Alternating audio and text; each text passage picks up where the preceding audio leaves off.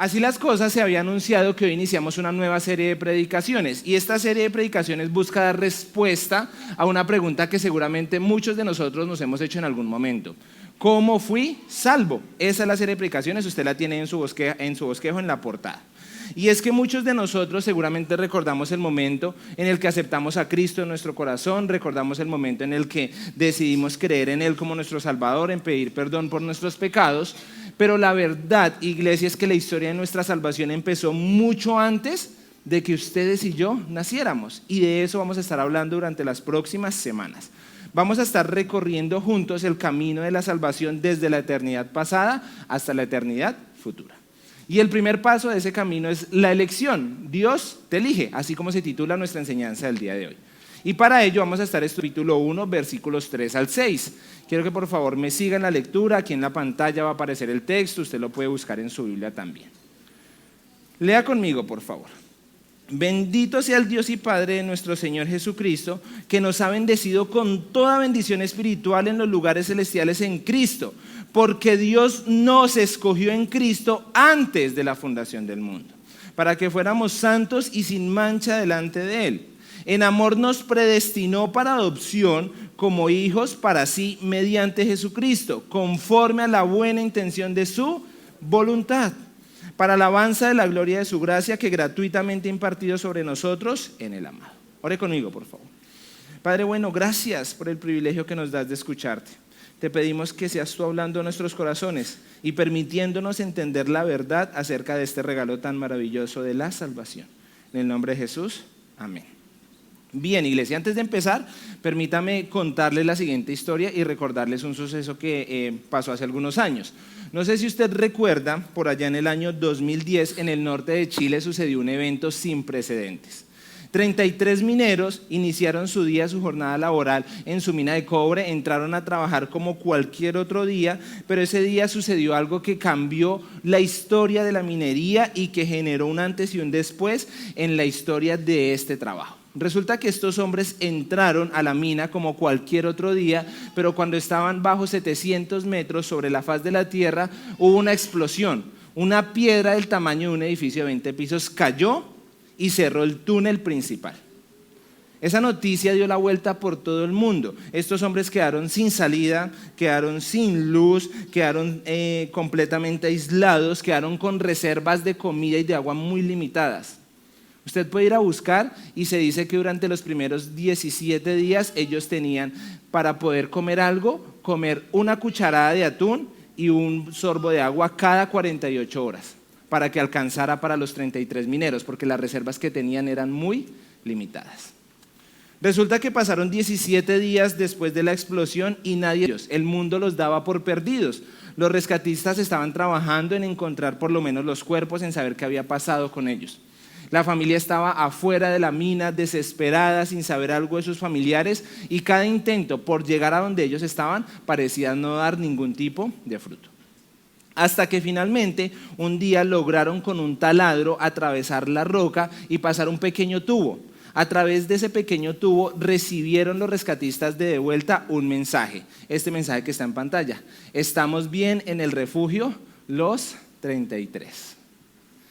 Ese fue un mensaje lleno de esperanza. Esa frase lo cambió todo. Están vivos, aún hay algo por hacer. Eso empezó a generar una situación sin precedentes, una situación de rescate sin precedentes en el mundo, donde se unieron ingenieros, rescatistas, aún expertos de la NASA, porque no podían atravesar la roca para que los mineros salieran como si nada. Lo único que podían hacer era un pequeño orificio de un pequeño diámetro, pasar una cápsula y sacar uno a uno de los mineros. Ese proceso de rescate duró 69 días. Mientras lograban abrir el orificio, generaron una cápsula especial y llevar esa cápsula hasta los mineros y que uno a uno de ellos saliera. Yo no sé si usted se acuerda del momento.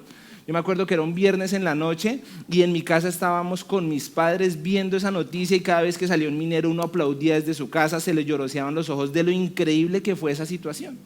Quiero que veamos un video que lo resume, por favor. En el desierto de Atacama, Chile, 33 mineros descendieron a la oscuridad de una mina, sin saber que sería el inicio de una lucha por sus vidas. Un derrumbe los dejó atrapados a 700 metros bajo tierra, sin salida y con recursos limitados. Afuera, sus familias y el mundo entero esperaban con el corazón en un vivos? ¿Podrían rescatarlos? Durante 17 días todo fue silencio, hasta que un taladro llegó al refugio. La respuesta fue breve, pero estremecedora. Estamos bien, los 33. Habían sobrevivido, pero la batalla apenas comenzaba. Ingenieros, científicos y rescatistas de todo el mundo unieron fuerzas para construir una cápsula especial, la Fénix. Cada perforación era un riesgo, cada minuto contaba. Finalmente, después de 69 días de angustia, ocurrió el milagro. Uno a uno, los 33 emergieron a la superficie, entre lágrimas, aplausos y abrazos. Fue más que un rescate, fue una prueba de fe, resistencia y humanidad que el mundo nunca olvidará. Increíble, ¿no? Si algo dejó claro esa historia es que estos hombres no podían salvarse por ellos solos jamás. Ellos nunca habrían podido salvarse por sí solos, no podían cavar, no tenían las herramientas, no tenían las fuerzas para salir de ese lugar. Si alguien no los hubiera rescatado, ellos habrían muerto en este lugar. La única esperanza para estos mineros era que alguien desde arriba, desde la superficie, hiciera lo que fuera necesario para ir por ellos. Y eso fue lo que pasó. Y esta historia es una historia real, es una historia conmovedora, pero para mí es un reflejo espiritual de lo que Dios hizo en nosotros. Mire, permítame traer esta historia a nuestra enseñanza del día de hoy, porque es que al igual que estos mineros, ustedes y yo estábamos atrapados, tal vez no en una mina, tal vez no en un socavón, tal vez no por una piedra gigantesca, pero estábamos atrapados bajo el peso de nuestro pecado, bajo el peso de nuestra maldad. Estábamos sin salida, sin luz, sin ningún tipo de esperanza, y solamente que alguien viniera desde arriba a rescatarnos era nuestra única esperanza. Y Dios, en su infinito amor, en su infinita misericordia, en su infinita bondad, decidió hacer eso, decidió hacer todo lo que fuera necesario para rescatarnos. No porque nos lo mereciéramos, no porque ustedes y yo quisiéramos ser rescatados, simplemente lo hizo por amor. Y de eso vamos a estar hablando un poco el día de hoy. Y la verdad con la que vamos a iniciar esta serie de predicaciones es que Dios nos eligió. Ustedes y yo no encontramos el camino hacia Dios. Dios fue quien nos llamó, Dios fue quien nos eligió para sí. Y cuando entendemos eso, entonces dejamos de ver la salvación como un mérito, dejamos de ver la salvación como algo que nos merecemos y lo empezamos a ver como un milagro de gracia. Y cuando entendemos que el regalo de la salvación es algo que Dios nos dio desde antes de la fundación del mundo, ya no tratamos de vivir para agradar a Dios, para ganarnos su favor, para recibir algo a causa de eso, sino que empezamos a vivir en respuesta de que Dios ya nos amó primero. Por eso es importante entender y comprender el proceso de nuestra salvación. Y a medida que sabemos más acerca de nuestra salvación, más nos enamoramos de Dios. Justamente eso habla nuestra idea central. Quiero que la lea conmigo, por favor. Cuando descubres cómo Dios te salva, tu amor por Él crece. Léala nuevamente, por favor. Cuando descubres cómo Dios te salva, tu amor por Él crece. Iglesia, cuanto más sabemos acerca del plan de salvación, más nos enamoramos de Dios, más deseamos vivir una vida que le honre, más agradecidos vamos a estar con Él. Pero es triste ver a creyentes, ver a hermanos en Cristo que no crecen en su amor por Dios, que no crecen en su aprecio por Dios, que no crecen en su pasión por Dios. Y la razón de esto en muchas ocasiones es porque no saben todo lo que Dios hizo para salvarlos. Y puede que eso esté describiendo a algunos de los que están hoy acá. Tal vez usted se siente identificado. Pues bien, por eso esta enseñanza nos va a mostrar que su salvación y la mía no comenzó el día que fuimos por primera vez a una iglesia. No comenzó el día que levantamos nuestra mano en un llamado de salvación o que un predicador oró por nosotros. No, nuestra salvación comenzó en la eternidad pasada y continuará en la eternidad futura. Tal vez ustedes llevan años en la fe, tal vez estén recién comenzando a venir a la iglesia, tal vez vengan hoy por primera vez, pero seguramente responder a la pregunta acerca de cómo fuimos salvos es algo que nos incluye a todos. Por eso, durante esta serie de predicaciones, vamos a hablar a la luz de la Biblia acerca de cómo se desarrolló ese plan perfecto de salvación. Y yo quiero que usted vea este esquema. Iniciamos con la elección. Cómo en una eternidad pasada, como antes de la fundación del mundo, Dios decidió llamarnos, Dios decidió escogernos. Vamos a estar hablando en unas próximas predicaciones acerca de la regeneración, la justificación, la adopción y la santificación. Cómo en una eternidad presente, cómo hoy en día Dios aún nos sigue transformando para que vivamos conforme a su voluntad. Y cerraremos esta serie de predicaciones hablando acerca de la glorificación, cómo en una eternidad futura ustedes y yo estaremos juntos adorando al Padre por la eternidad. Miren, esta serie de predicaciones yo quiero pedirles que usted no se la pierda. Si algún domingo no puede venir, vaya a las redes sociales, mírela, obsérvela. Si en algo de lo que prediquemos en esta serie de predicaciones usted no está de acuerdo, usted dice, Edwin, pero es que yo escuché algo completamente distinto durante toda mi vida, Edwin, lo que yo he estudiado no concuerda con ello, por favor no deje de venir. Escuche toda nuestra serie de predicaciones porque a la luz de la palabra vamos a exponer el plan de salvación de Dios. Y hoy vamos a iniciar con el primer paso, la elección. Así que por eso quiero invitarlo a que en su bosquejo escriba como punto número 1, Dios decidió elegirnos. Dios decidió elegirnos. Mire lo que le dijo Pablo a los Efesios, capítulo 1, versículos 3 y 4, el texto con el que iniciamos nuestra enseñanza. Bendito sea el Dios y Padre de nuestro Señor Jesucristo, que nos ha bendecido con toda bendición espiritual en los lugares celestiales en Cristo, porque Dios nos escogió en Cristo antes de la fundación del mundo, para que fuéramos santos y sin mancha delante de Él. Mire, lo primero que Pablo le escribe a los Efesios en su carta lo hace recordándoles que Dios los escogió. Y este tema de la elección divina no es un tema que esté únicamente escrito en esta carta de Pablo o en las cartas de Pablo. En toda la escritura es constante ver el tema de la elección divina. Abraham, el patriarca de Israel, fue elegido siendo un hombre pagano que venía de una nación pagana. Jacob fue elegido por encima de su hermano aún cuando estaban en el vientre de su madre. Moisés fue elegido para rescatar al pueblo de Israel aún antes de haber nacido.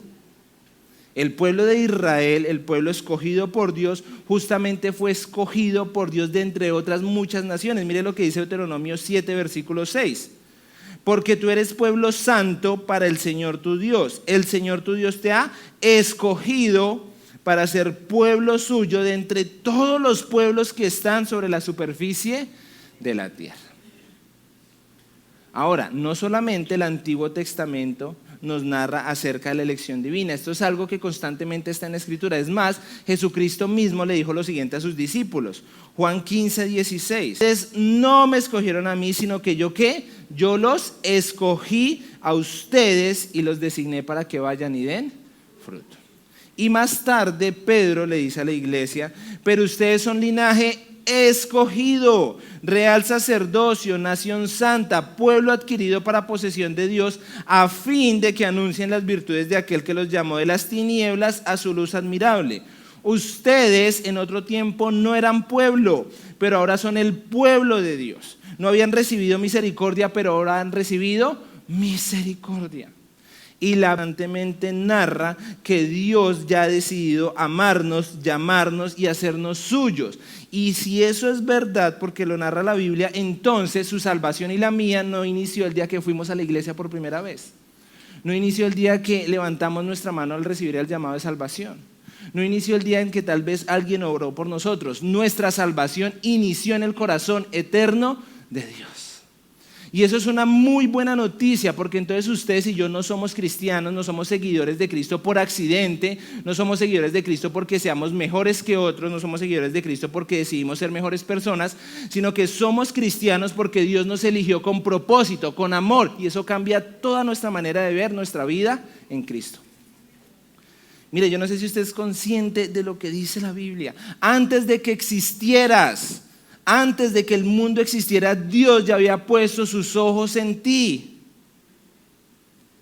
Ahora, seguramente surgen muchas preguntas. ¿Por qué? ¿Cuándo me eligió? ¿Para qué Dios me elige? Pues bien, vamos a responder estas preguntas a la luz del texto bíblico. Letra A, por favor. La elección es en la persona de Cristo.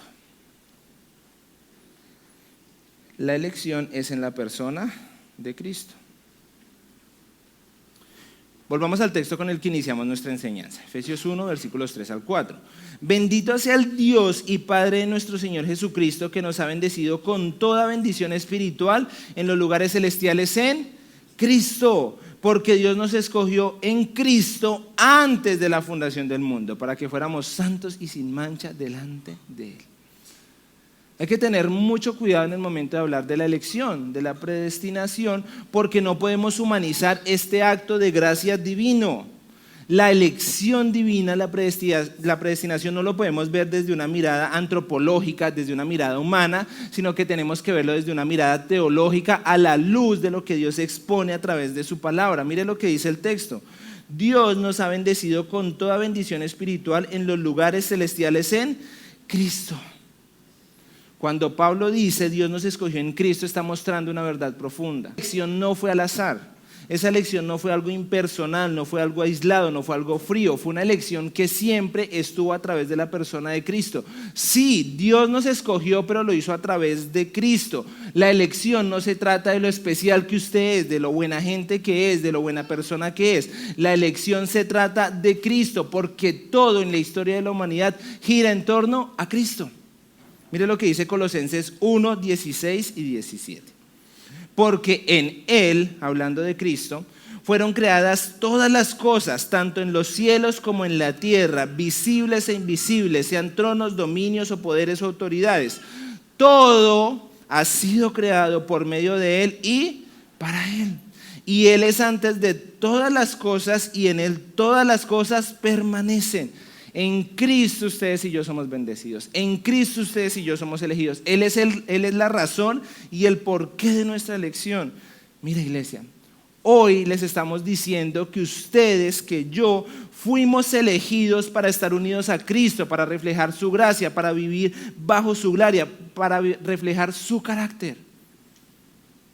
Cuando nuestra vida cambia completamente. ¿Sabe por qué? Porque es que muchos creyentes piensan: no, como yo fui elegido, entonces no tengo que hacer nada. Como yo fui elegido, ya todo está hecho. Pero no, la elección divina, lo que nos habla la Biblia, no nos tiene que generar un cristianismo pasivo, no nos tiene que apaciguar, al contrario, tiene que motivarnos a vivir de una manera diferente. Que si tú entiendes y tú crees que fuiste elegido por Cristo, entonces tienes que reflejar a Cristo.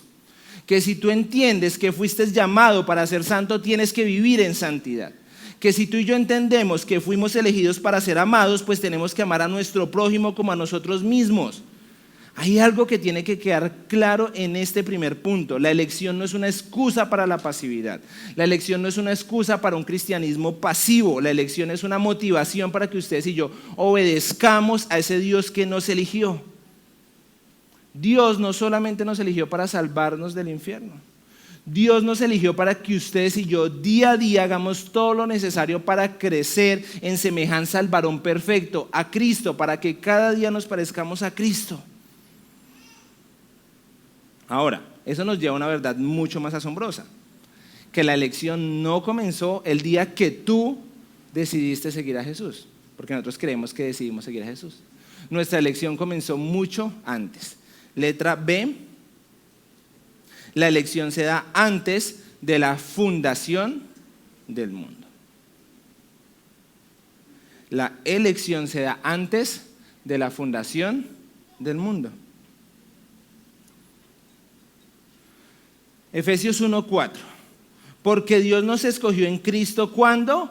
Antes de la fundación del mundo. Lo que está diciendo acá Pablo, lo que Dios nos está enseñando a través de su palabra, es que antes de que el mundo fuera creado, Dios ya tenía un plan de salvación para ustedes y para mí. Él ya había decidido salvarnos a través de un plan perfecto de salvación en el cual el medio era Cristo.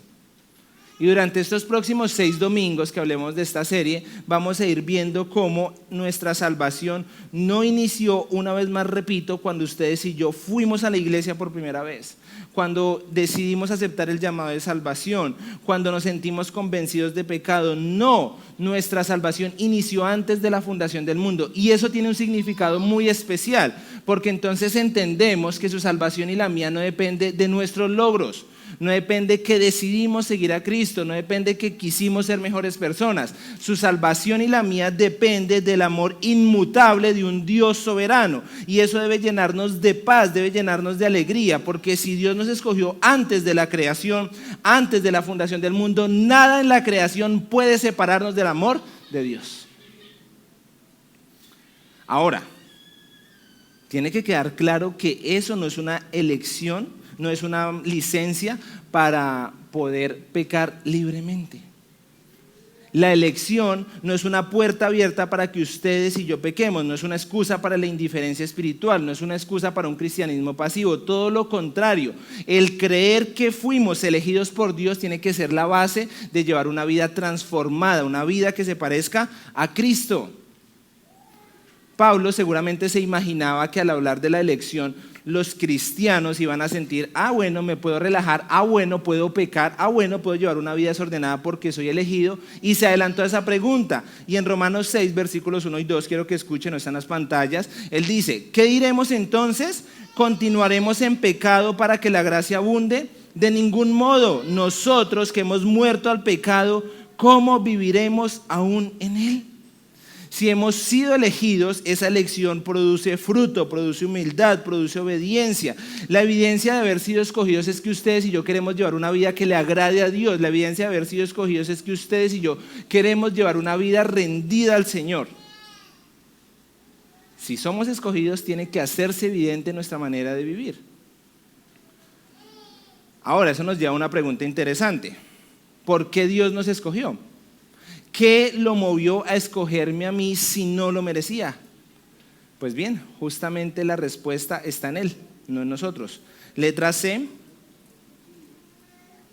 La elección se da por amor y no por cualquier cosa que puedas hacer. ¿Por qué Dios decidió poner su mirada en nosotros antes de que el mundo existiera? La respuesta está ahí. Efesios 1, final del versículo 4, principio del versículo 5. En amor nos predestinó. Pablo es claro, la elección nace del amor, no del mérito, no de las obras, no de su experiencia, no de su linaje, no de su familia, no de su apariencia, no de su desempeño espiritual. La elección no nace porque es que Dios dijo, él va a ser medio bueno, él me va a servir para esto. No, la elección nace en que Dios decidió elegirnos, en que Dios decidió amarnos. Y eso se ve constantemente en la historia de la redención de Dios. Mire lo que Dios le dijo a Israel, a su pueblo escogido. Deuteronomio 7, versículos 6 al 8. Pues tú eres pueblo santo porque perteneces al Señor tu Dios. De todos los pueblos de la tierra, el Señor tu Dios te eligió a ti para que seas un tesoro especial. Y hasta ahí bien, hasta ahí el pueblo de Israel siente que es que se lo está mereciendo. Mire lo que dice el versículo 7. El Señor no te dio su amor ni te eligió porque eras una nación más numerosa que las otras naciones, pues tú eras la más pequeña de todas. Más bien fue sencillamente porque el Señor te ama. Dios no eligió al pueblo de Israel porque fuera digno, porque fuera fuerte, porque se lo mereciera. Dios eligió al pueblo de Israel porque lo amó. Dios no nos eligió a nosotros porque fuéramos dignos, porque fuéramos fuertes, porque fuéramos buenos, porque no lo mereciéramos. Dios nos eligió porque quiso amarnos. Y cuando ustedes y yo comprendemos esa verdad, que no podemos hacer nada para ganarnos esa elección de Dios, que no pudimos hacer absolutamente para ganarnos su amor, sino que Él decidió amarnos porque quiso hacerlo, podemos decir como dijo el salmista, ¿quién es el hombre para que te acuerdes de él? Porque incluso cuando el ser humano rechaza ese amor, Dios sigue permaneciendo fiel. El pueblo de Israel pensó que Dios aún no lo amaba. Y mire lo que les dice Dios en Malaquías 1, versículos 2 al 3. Yo siempre los he amado, dice el Señor. Sin embargo, ustedes replican, ¿de veras? ¿Cómo nos has amado? Entonces el Señor contesta, yo les he demostrado mi amor de la siguiente manera. Amé a su antepasado Jacob, pero rechacé a su hermano Esaú. Wow, o sea, amé a Jacob, pero rechacé a Esaú. Y este texto no habla de un favoritismo caprichoso. Este texto habla de la elección soberana que brota del amor eterno de Dios. Dios escogió a Jacob, al más mentiroso, al más débil, al más pecador, al menos digno, lo escogió para mostrarle que Él nos ama y no es porque nosotros lo hayamos amado a Él. Y si esa elección de Dios es el inicio de nuestra historia, será la garantía de nuestro futuro. El tema de la elección puede ser difícil de entender, pero iglesia, no es un misterio. La razón de la elección no está en usted o en mí, está en Él, en que Él decidió amarnos a través de su Hijo Jesucristo. Dios ama tanto a su Hijo que decidió amar a aquellos que están en Él. Por eso Pablo dice que ustedes y yo fuimos escogidos en Cristo, no porque hayamos hecho algo bueno para merecerlo, sino porque Dios nos miró a través de Cristo y nos vio justos. Así que cuando piensen en su salvación, cuando pensemos en nuestra salvación, no pensemos en lo que hicimos para merecerla, sino pensemos en Cristo y en su sacrificio en la cruz para darnos esa salvación que ustedes y yo hoy disfrutamos. Ahora, cuando entendemos esta verdad, cuando entendemos que fuimos elegidos, seguramente surgen preguntas, y muchas de ellas en torno a la justicia de Dios, en torno a la misericordia de Dios. Y esas preguntas son válidas porque nuestra lógica humana es limitada. Pero quiero que en este segundo punto, a la luz de la palabra, podamos entender lo que Dios quiere enseñar a través de lo que Él nos muestra en su palabra. Así que número 2, por favor. Dios nos eligió por su justicia. Dios nos eligió por su justicia. Ahora, cuando hablamos de justicia y de la justicia de Dios, surge una pregunta inevitable que seguramente si usted no se había hecho, se está haciendo en este momento. ¿Es injusto Dios al elegir salvar a unos y a otros no? Letra A, ¿es injusto Dios al elegir salvar a unos y otros no?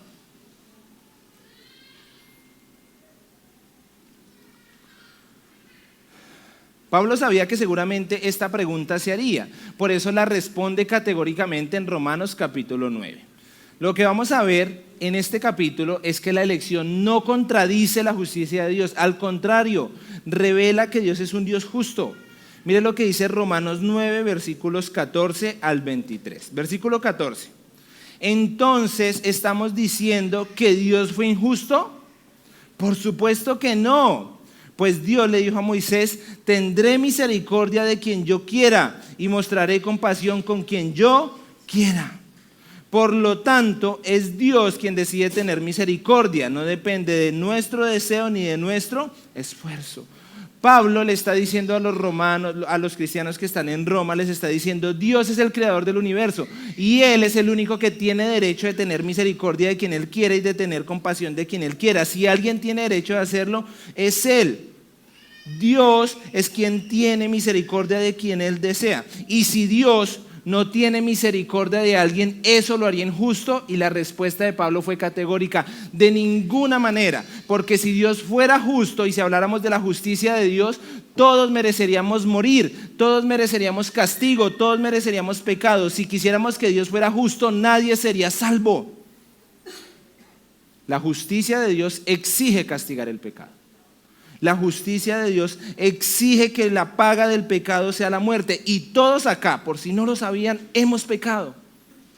Entonces, cuando Dios elige a salvar a algunos, no está siendo injusto. Al contrario, está siendo misericordioso con aquellos que decide salvar. Mire lo que dice a continuación. Pues las escrituras cuentan que Dios le dijo al faraón: te he designado con el propósito específico de exhibir mi poder en ti y dar a conocer mi fama por toda la tierra. Así que como ven, Dios decide tener misericordia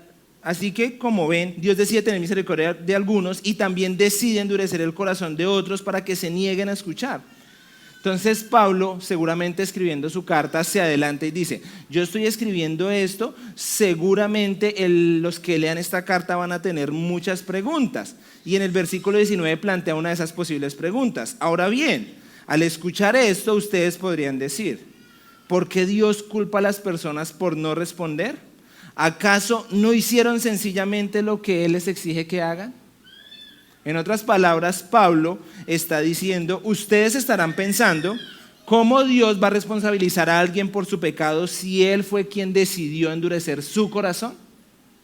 Y la respuesta de Pablo a esa pregunta es increíble. Versículo 20. ¿Quién eres tú, oh hombre, que le contestas a Dios? ¿Dirá acaso el objeto modelado al que lo modela: ¿por qué me hiciste así? ¿O no tiene el alfarero derecho sobre el barro de hacer de la misma masa un vaso para uso honorable y otro para uso ordinario? ¿Y qué si Dios, aunque dispuesto a demostrar su ira y hacer notorio su poder, soportó con mucha paciencia los vasos de ira preparados para destrucción? Lo hizo para dar a conocer las riquezas de su gloria sobre los vasos de misericordia que de antemano Él preparó para gloria. Familia cristiana, ¿quién eres tú? ¿Quién soy yo para cuestionar la razón o el propósito de Dios? Dios, como el creador del universo, tiene el derecho de hacer lo que le plazca con la creación. Y sí, es difícil de entender. Sí, seguramente para nuestra limitada mente es difícil de digerir ese pensamiento. ¿Pero sabe por qué? Porque a causa de nuestra naturaleza pecaminosa, ustedes y yo creemos que Dios debe actuar como nosotros esperamos que actúe, cuando no es así. Dios es Dios y lo que ustedes y yo tenemos que hacer es confiar en Él, descansar en Él, confiar en que Él tiene un plan de salvación, dejar que Dios sea Dios. Y finalmente, ¿Dios a quién va a salvar? No lo sabemos. Dejemos eso en manos de Dios. Iglesia, hay momentos en el que lo único que ustedes y yo tenemos que hacer es dejar que Dios sea Dios. Amén. Ahora, si Dios ya eligió a los que han de ser salvos, no es una pregunta. Letra B. ¿Por qué tener conversaciones sobre el Evangelio si Dios ya eligió a los que han de ser salvos? Edwin, Dios ya eligió a los que han de ser salvos, entonces ¿para qué hablar de Él? ¿Para qué compartir a otros? Iglesia, déjenme decirles, la elección no tiene que ser un desaliento para compartir el Evangelio, al contrario, tiene que motivarnos. ¿Sabe por qué? Porque cuando ustedes y yo compartimos el Evangelio, estamos seguros que habrán algunas personas que responderán sí al llamado de salvación. Mire, las organizaciones misioneras que existen, ellos van y hacen su tarea, ellos destinan recursos, ellos destinan dinero, ellos destinan personas para ir a presentar el mensaje de salvación porque saben que Dios ha elegido a personas de toda tribu, lengua y nación. Y saben que cuando presenten el mensaje de salvación habrán personas que respondan sí a ese llamado. Mateo 28, 19 y 20 dice: vayan pues y hagan discípulos de todas las naciones, bautizándolos en el nombre del Padre, del Hijo y del Espíritu Santo, enseñándoles a guardar todo lo que yo les he mandado. Y recuerden, yo estoy con ustedes todos los días hasta el fin del mundo. Seguramente ustedes y yo no sabemos Dios a quién va a salvar. Seguramente ustedes y yo no sabemos Dios en quién está trabajando en su corazón, pero de lo que sí estoy seguro es que en su trabajo, en su universidad, en su colegio, en su familia, en su vecindario, en Villavicencio, Dios está trabajando en el corazón de alguien y Dios quiere que ustedes y yo vayamos como mensajeros de las buenas noticias. Haga de cuenta que usted es el mensajero de un rey. Y este rey quiere perdonar y liberar a algunos presos de la cárcel.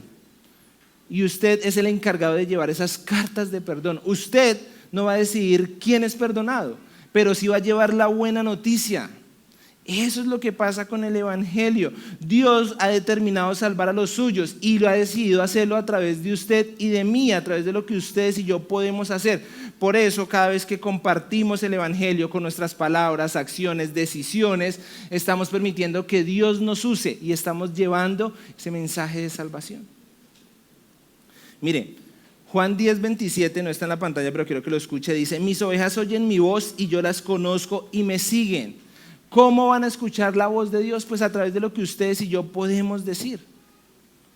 Lo triste es que vivimos en un tiempo en el cual el miedo, la pena, la comodidad, la indiferencia nos lleva a pensar, bueno, y si Dios lo va a hacer, ¿para qué me necesita?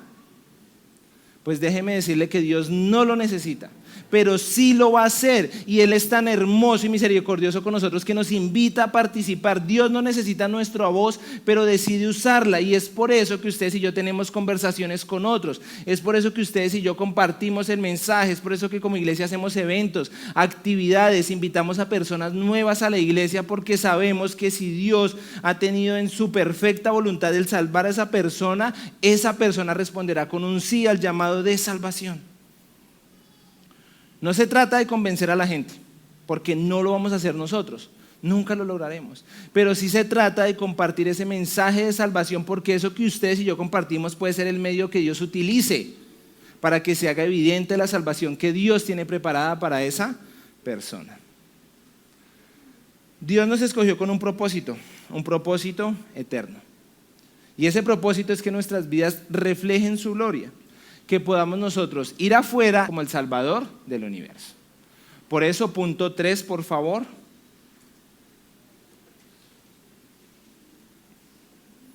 Dios nos eligió para sus propósitos.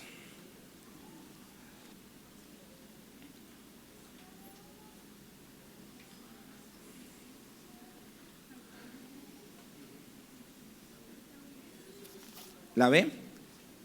No la ve. ¿Por qué tener conversaciones? Eligió a los que han de ser salvos.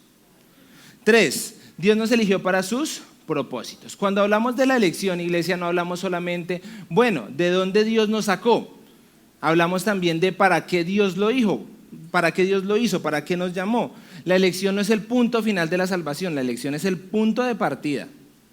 Y Pablo en la carta a los Efesios deja claro que Dios nos escogió con un propósito, que Dios nos escogió con unas metas, y esa meta es transformarnos a la imagen de Cristo, que ustedes y yo podamos reflejar a Cristo en cada cosa que hagamos. Ser elegido, si hasta el momento tal vez no ha sido claro, ser elegido no significa solamente estar en una lista. Ser elegido significa tener una misión divina. Y Pablo nos presenta 3 propósitos de esa elección. Letra A, fuimos elegidos para ser santos y sin mancha delante de Él. Santos y sin mancha delante de Él. Versículo 4 de Efesios 1. Porque Dios nos escogió en Cristo antes de la fundación del mundo, para que fuéramos santos y sin mancha delante de Él. Iglesia, la elección divina no es una licencia para vivir como queramos, no es una licencia para llevar una vida desordenada, no es una licencia para llevar una vida conformista. La elección de Dios es un llamado para que ustedes y yo vivamos como Dios quiere que vivamos. No fuimos escogidos por nuestra santidad, pero sí para vivir en santidad. Dios no nos escogió solo para rescatarnos del pecado, Dios nos escogió para transformarnos como unos instrumentos de su gloria. La elección es un llamado a la santidad. Cuando hablamos de santidad no hablamos de perfección. ¿Qué significa la palabra santidad? Apartado. Ser santo no es ser perfecto, ser santo es vivir apartados del pecado. Y cuando hablamos de santidad, a la luz de la palabra, hay 2 conceptos básicos de santidad. Una santidad posicional y una santidad progresiva. Y quiero hablarles de ellos. La santidad posicional es lo que Cristo ya hizo por nosotros. Escuche lo que dice Hebreos 10:10. Por esa voluntad hemos sido santificados mediante la ofrenda del cuerpo de Jesucristo, ofrecida una vez y para siempre. ¿Qué quiere decir eso? Que a través de Jesucristo ustedes y yo fuimos elegidos, y cuando Dios nos ve, no nos ve a nosotros, no ve a Edwin, ese vil pecador, sino que ve a Cristo y me ve justo a través de Cristo. Pero también hay una santidad progresiva, y es el resultado de la obra que hace el Espíritu Santo en nuestras vidas día a día. Pedro lo plantea de esta manera: sino que así como aquel que los llamó es santo, así también sean ustedes santos en toda su manera de vivir, porque escrito está: sean santos porque yo soy santo. Dios está obrando en nuestras vidas día a día. No es algo que se dé de manera inmediata, es un proceso, pero sí tenemos que permitir que el Espíritu Santo obre en nuestras vidas. Porque es triste que hay muchos creyentes, hay muchos cristianos, hay muchas personas que van a una iglesia pero aún viven como si no hubieran sido santificados, como si no hubieran sido apartados. Entonces, algunos creyentes aún permiten el pecado habitual y premeditado en su vida. Algunos aún les cuesta rendir su tiempo, su dinero, sus decisiones, sus relaciones a Dios. Algunas personas vienen a la iglesia, pero tienen un pie en la iglesia y tienen un pie en el mundo. Algunos creyentes se han acomodado, han empezado a vivir un cristianismo pasivo. Y si ese es tu caso, si tú que me escuchas hoy te estás sintiendo identificado, déjame decirte que Dios te eligió para algo mucho más grande que eso. No te quedes ahí. Dios te escogió para que tú puedas reflejar de su gloria, para que tú puedas, a través de lo que haces, de lo que dices, de cómo te comportas, reflejar aquí en la tierra. Y cada vez que te sientes confrontado a través de una predicación, de una enseñanza, de la lectura de la Biblia, de un devocional, Dios no lo hace para avergonzarte. Dios lo hace para transformarte y que cada día tú te parezcas más al varón perfecto, a Cristo. Y creo que acá es un buen momento para que usted se haga una pregunta. ¿En qué área de mi vida estoy resistiendo la obra santificadora de Dios? ¿Qué área de mi vida aún no le he entregado a Dios para apartarla del pecado?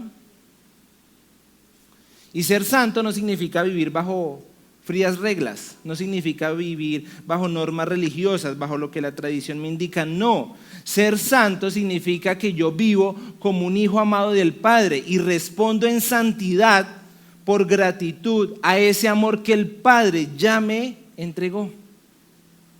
Porque ustedes y yo pasamos a ser hijos de Dios. Mire lo que dice la letra B. Fuimos elegidos para ser adoptados como hijos de Dios. El versículo 5 dice, nos predestinó ¿para qué? Para adopción como hijos para sí mediante Jesucristo, conforme a la buena intención de su voluntad. Señor, conforme a la buena intención de su voluntad, porque deseó hacerlo, porque así le plació, nos escogió para ser sus hijos. ¿En quién? En Cristo. Juan 1, versículo 12 al 13 dice, pero a todos los que lo recibieron les dio el derecho de llegar a ser hijos de Dios, es decir, a los que creen en su nombre, que no nacieron de sangre, ni de voluntad de carne, ni de voluntad de hombre, sino de Dios. Este texto nos muestra una vez más que ustedes y yo somos hechos hijos de Dios, pero no porque nos lo hayamos ganado, no porque lo hayamos merecido, no por nuestra voluntad, sino solamente a través de Dios. Mire, Dios no solamente perdonó nuestros pecados, Dios no solamente nos libró de la esclavitud del pecado, Dios nos hizo herederos y coherederos con Cristo de todas las promesas. Pasamos a ser extraños, a ser hijos de Dios. Y si usted quiere saber un poco más del tema, no se pierda nuestra serie de predicaciones. Vamos a estar hablando acerca de la adopción. Ahora, Dios nos escogió, Dios nos santificó, Dios nos adoptó. ¿Para qué? ¿Con qué propósito? Letra C, para la alabanza de la gloria de su gracia. Para la alabanza de la gloria de su gracia. Ser elegidos no es una razón para inflar pecho, para decir es que yo soy mejor que usted, porque es que usted no lo eligió Dios, a mí sí me eligió. No, ser elegidos al contrario, tiene que producir humildad de decir, wow, Dios me eligió a mí pese a que no lo merecía. Pablo se lo presenta a los corintios de la siguiente manera. 1 Corintios 1, 26 al 29. Pues consideren, hermanos, pues considere, familia cristiana Villavicencio, su llamamiento. No hubo muchos sabios conforme a la carne, ni muchos poderosos, ni muchos nobles, sino que Dios ha escogido lo necio del mundo para avergonzar a los sabios. Dios los escogió a ustedes, que son lo débil del mundo, para avergonzar a lo que es fuerte. Dios nos escogió a lo vil, a lo menospreciado del mundo, a lo que no es, para anular lo que es. ¿Para qué? Para que nadie se jacte delante de Dios. Cuando nos detenemos a entender por qué Dios nos eligió, eso tiene que crear un sentido de humildad en nuestro corazón. Y debe cambiar nuestra perspectiva de vivir nuestro cristianismo, debe cambiar nuestra manera de vivir nuestra vida cristiana, porque entendemos que no solamente fuimos salvados para ir al cielo, sino que fuimos elegidos para reflejar a Cristo mientras estemos aquí en la tierra, y esa es su tarea y la mía como elegidos de Dios. Ahora, Edwin, ¿cómo se refleja la gloria de Dios en la tierra? Pues bien, un hijo de Dios refleja la gloria de Dios en la tierra cuando elige hacer lo correcto, pese a que todo el mundo haga lo contrario. Un hijo, una hija de Dios muestra la gloria de Dios cuando decide ser honesto en su trabajo, honesta en su trabajo, pese a que todo el mundo haga trampa. Una mujer, un hombre reflejan la gloria de Dios cuando son fieles en su matrimonio, pese a que todo el mundo diga que no vale la pena. Un hijo de Dios refleja la gloria de Dios cuando levanta sus manos a adorar a Dios, pese a que los problemas estén ahí en la puerta. Ustedes y yo reflejamos la gloria de Dios cuando decidimos servir pese a que estamos cansados, cuando decidimos dar en lugar de retener, cuando decidimos amar a nuestro prójimo en lugar de ser egoístas, en lugar de enojarnos con él. Cada una de nuestras decisiones, de nuestras palabras, de nuestras acciones, de nuestros pensamientos deben reflejar la gloria de Dios acá en la tierra. Eso es lo que significa ser elegido. Ser elegido no es un trofeo, ser elegido es una responsabilidad en nuestra manera de vivir. Ustedes y yo fuimos elegidos no para vivir conformistas, no para vivir pasivos, no para tener una fe cómoda, sino para mostrarle al mundo quién es ese Dios que transforma vidas. Esa es la causa de nuestra elección. Dios no te eligió para que tú te relajes, para que tú te relajes y digas, ya soy salvo. Dios te eligió, Dios me eligió para que vivamos agradecidos, obedientes y comprometidos cada día con su gloria. Y tenemos un gran reto, que ustedes y yo ahora reflejemos a Cristo en nuestra manera de amar, en nuestra manera de vivir, en las decisiones que tomamos. Si tú sientes que hoy tienes que tomar decisiones, es necesario hacerlo. Si tú tienes que romper relaciones, es necesario hacerlo. Si tú tienes que hacer algo o dejar de hacer algo, tienes que hacerlo, porque debemos reflejar a Cristo en la tierra. Que cuando las personas a nuestro alrededor nos vean, no nos vean a nosotros, sino que vean a Cristo reflejados a través nuestro. No pierdas de vista que antes de que existieras, Dios ya había puesto sus ojos en ti. No por lo bueno que eres, no por lo bueno que puedas llegar a ser, sino simplemente porque te amo. Y cuando pienses en tu salvación, que eres salvo, no digas, es que yo encontré a Dios. Por el contrario, de manera humilde di, Dios me encontró, Dios me llamó, pese a que yo ni siquiera lo estaba buscando. Pongámonos de pie, iglesia, por favor.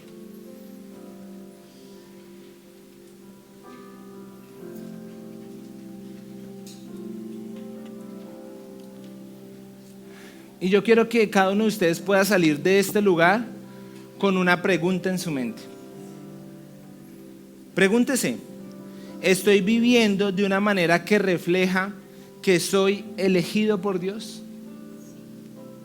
Y si su respuesta es no, si tal vez en su vida hay áreas que no reflejan esa santidad que Dios quiere para esa área, pida perdón a Dios, pero también pídale que le ayude para que a través del Espíritu Santo, tanto ustedes como yo podamos reflejar a Cristo en cada cosa que hagamos. Ese es el propósito de la elección divina. Si aquí hay tal vez alguien que nos acompañe por primera, segunda, tercera vez, o que aunque lleve días asistiendo a la iglesia no ha tomado esa decisión de entregar su vida a Cristo, déjame decirte, no es casualidad que hoy estés en este lugar. Yo no sé si hay acá personas con esa característica, pero sí les puedo decir que si Dios los trajo a este lugar no es por coincidencia, no es por casualidad, es porque seguramente Dios ha hecho todo lo necesario, está trabajando en tu corazón porque te ha elegido para salvación. Y si sientes la necesidad de arrepentirte de tu pecado, de creer en Cristo como tu Salvador, hazlo. Hoy es un buen momento para hacerlo. Y bienvenido a la familia de la fe. Démosle gracias a Dios. Amado Dios, gracias por haberme elegido antes de que el mundo existiera. Gracias por haberme amado aún antes de haber nacido. Gracias por haberme escogido a pesar de que no me lo merecía, a pesar de que no lo merezco. Gracias porque en tu infinita misericordia decidiste salvarme de esa condena a la cual me llevaba el pecado y decidiste traerme a tu familia, hacerme tu hijo. Hoy te pido, ayúdame a vivir haciendo evidente que entiendo lo que significa el ser elegido por ti y al reflejar tu gloria en cada cosa que hago. Perdóname, porque seguramente me he resistido a que tu obra santificadora se haga evidente en algunas áreas de mi vida. Pero ayúdame a depender completamente de ti. Si hay alguien acá que nos acompaña por primera vez y que siente que este llamado de salvación es para usted, ahí en su lugar, por favor, ore y dígale: Padre, hoy entiendo que soy un pecador, hoy entiendo que te he fallado, hoy entiendo que la consecuencia de mi pecado es la muerte, pero te doy gracias por mostrarme que tú me has elegido para salvación. Hoy reconozco que soy un pecador, hoy me arrepiento de mis pecados y hoy acepto que necesito un Salvador. Confieso que creo en Jesucristo como el Salvador de mi vida. Permíteme hacer parte de tu familia, adóptame como tu hijo. Amado Dios, hoy te pido que como iglesia nuestras vidas reflejen tu santidad, que nuestra adoración diaria refleje tu gloria, que cada cosa que hagamos, cada cosa que digamos, cada cosa que pensamos, cada cosa que dejemos de hacer refleje a Cristo en nuestra vida, refleje que hemos sido elegidos para salvación y que nuestra vida por sí sola pueda hablar de ti, de ese maravilloso regalo de la salvación. Gracias por tanto amor, gracias por tanta misericordia y gracias por tanta bondad. En el nombre de Cristo Jesús, amén y amén. Que Dios los guarde, iglesia.